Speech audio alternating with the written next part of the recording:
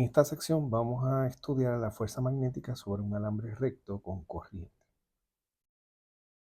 Así que vamos a imaginar la siguiente situación. Tenemos un alambre que está conectado, ¿verdad? Esto podemos pensar que son los terminales de alguna fuente de voltaje, de modo que si yo enciendo la fuente del activo, va a fluir una corriente a través de este alambre. En este primer dibujo, pues es cuando la fuente está apagada, ¿verdad? No hay corrientes. Y tenemos esta zona aquí en verde que tiene un campo magnético que está apuntando hacia afuera. Resulta que si yo entonces enciendo la fuente de modo que la corriente fluya desde abajo hacia arriba en esta figura, ¿verdad? Como se muestra en la del medio, el alambre se deflexiona, el alambre se desvía para un lado, como si sintiera una fuerza, ¿verdad? Y de hecho eso es lo que pasa. El alambre experimenta una fuerza que es en este sentido más o menos, y que entonces lo deforma, ¿verdad? Lo cambia, ya no es un alambre recto, sino que tiene esa curvatura un poco de arco. Si uno invierte la dirección de la corriente, note que en este otro dibujo la corriente fluye de arriba hacia abajo, entonces la deflexión ocurre en el sentido contrario. Así que, dado que el campo magnético puede ejercer una fuerza sobre cargas en movimiento, este también podría ejercer una fuerza sobre un alambre que porta una corriente, porque la corriente, como sabemos, es un flujo de cargas y esas cargas pueden experimentar una fuerza magnética debido a la presencia del campo. Así que vamos a imaginarnos qué sucede. Tenemos este dibujo, ¿verdad? Donde tenemos un alambre conductor. Vamos a suponer entonces que tenemos electrones, ¿verdad? O cargas negativas que fluyen hacia la izquierda. Nosotros estudiamos en videos anteriores lo que es la corriente y el modelo microscópico para la corriente, así que vamos a utilizar, ¿verdad?, ese modelo en este análisis. Vamos a tener un segmento recto de alambre, un campo magnético que sale. Estos puntitos aquí lo que quieren decir es que el campo está saliendo de la pantalla o saliendo de la página. Y note que el campo magnético no cubre todo el alambre, cubre una sección del alambre.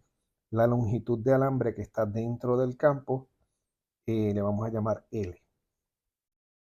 Así que va a haber partículas como esta, por ejemplo, y esta que quedan fuera de la zona donde hay campo, y estas tres que quedan dentro. Vamos a asumir que para hacer el modelo más simple, que las partículas se mueven con una velocidad de deriva, ¿verdad? Drift velocity, v sub d. Podemos pensar que es como una velocidad promedio, ¿verdad?, de movimiento. Y resulta que si estamos fuera del campo, nosotros vamos a notar que las partículas no experimentan ninguna fuerza. Por ejemplo, esta que está aquí, como el campo es cero, ¿verdad? Si fuesen electrones, podemos entonces escribir la fuerza magnética de este modo: menos carga por velocidad, cruz campo magnético. Así que, como es un electrón, tendríamos menos E, ¿verdad? Q por V sería menos EV. Así que para un electrón sería esta la fuerza magnética. Si V es cero, perdón, si V es cero, en este caso, que son los casos de los extremos, la fuerza entonces es cero, porque este producto va a ser cero. Pero si las partículas están inmersas en el campo y aplicamos la regla de la mano derecha con el producto vectorial, note que si fuesen cargas positivas, tendríamos que el resultado para la fuerza es hacia arriba, ¿verdad? Si fuese positiva, voy a hacer un dibujito aquí. La fuerza de la mano derecha diría que la fuerza va así, ¿verdad? Q positivo. Pero si estamos hablando de electrones, hay que invertir la dirección y la fuerza entonces nos queda apuntando hacia abajo, ¿verdad? Hay que aplicar la regla de la mano derecha. V está orientado hacia la izquierda y el campo va hacia afuera. Así que todas las partículas van a experimentar una fuerza UFB FB que apuntan, esas fuerzas apuntan todas hacia abajo. Y resulta que el efecto, cuando son muchas partículas, lo podemos notar en el mismo alambre, y por esa razón entonces es que vemos estas deflexiones en el alambre desde un punto de vista, ¿verdad?, macroscópico. Si ahora vamos a asumir que tenemos n electrones,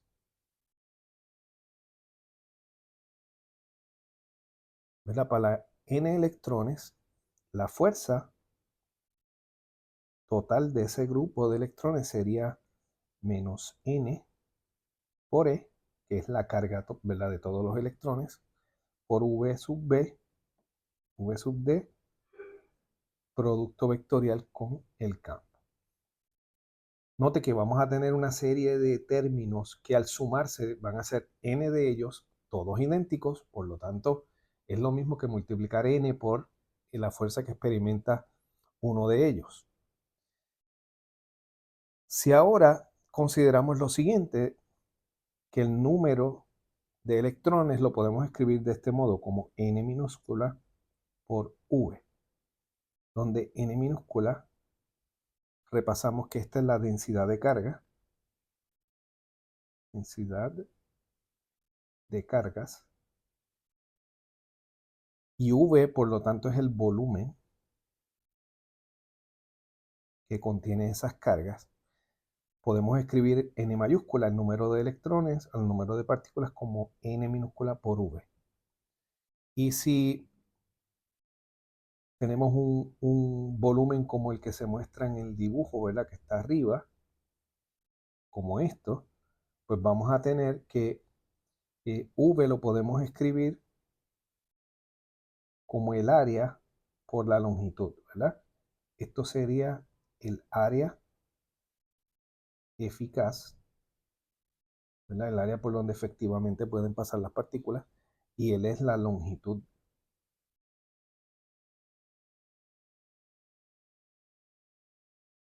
de alambre inmersa en el campo. Y si hacemos esta sustitución, entonces tenemos que n mayúscula podemos escribir como n minúscula por a por L. Así que ahora vamos a la ecuación de la fuerza. F, entonces, FB, vector, es igual a menos n, pero n es n minúscula a L por V de por E, ¿verdad? Voy a poner la carga primero porque se me quedó aquí, por E de V de cruz P.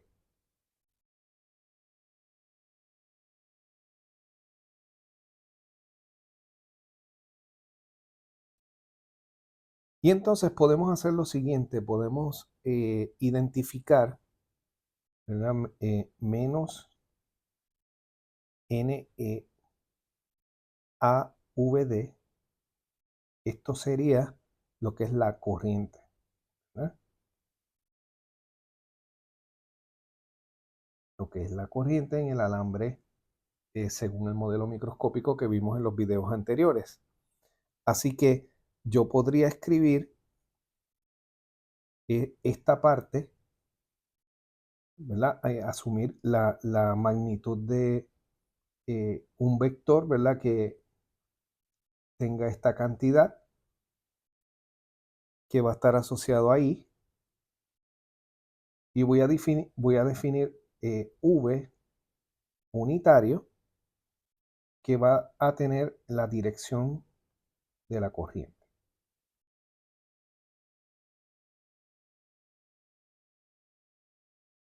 ¿Verdad? Aquí la corriente no la estamos considerando como un vector, pero vamos a definir un vector que tiene como dirección la dirección de la corriente y es unitario, o sea, su magnitud es 1.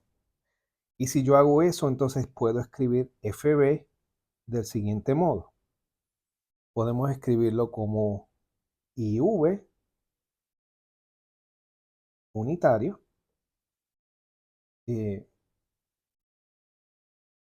por L,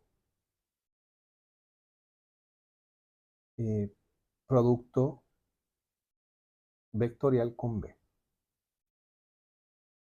Y si vamos a la ecuación anterior, note que ENA estaría aquí, ENA, y la magnitud de VD, pues sería lo que es la corriente, me sobra L, y debo tener el vector unitario de U en la dirección de la corriente, que es V. O sea que V por L por I es este término completo. Bien, incluyendo obviamente el signo que aparece acá. Así que podemos entonces, para hacer esto más simple, ¿verdad? Y escribirlo de la forma que usualmente lo vemos en los libros, definir un vector que vamos a llamar el vector de longitud. L vector va a ser llamado el vector de longitud.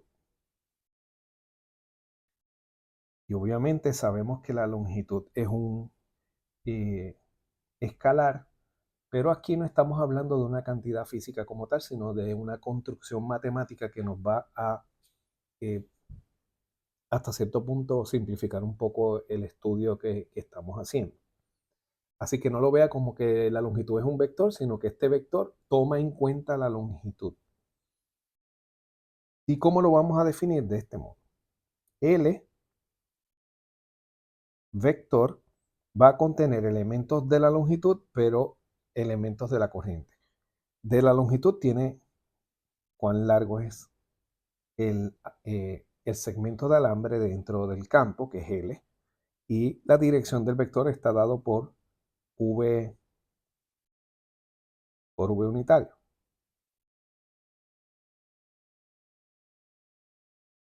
Mira, quisiera cambiar esto aquí porque parece una letra que no es. Ahí. Así que la definición de ese vector de longitud sería esta.